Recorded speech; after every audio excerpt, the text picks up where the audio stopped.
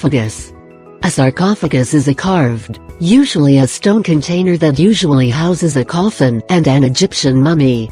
The word sarcophagus is derived from Greek words sarx, meaning flesh, and phagon, meaning to eat, derived from a Greek word for flesh-eating. The name sarcophagus was eventually applied to stone coffins in general, which were not sunk underground. The Egyptian interpretation of the word was the possessor of life, which related to the Egyptian beliefs of afterlife and rebirth.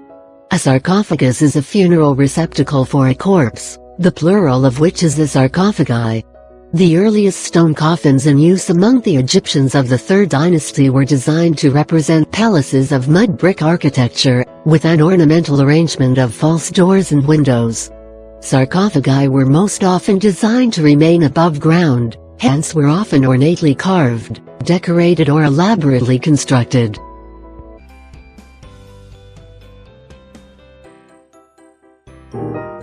It's clear looking at this who the Romans are, the good guys, and who their enemies, likely the Goths. And the Romans are portraying themselves as the good guys here, and they look more noble, more heroic. Their features are more ideal.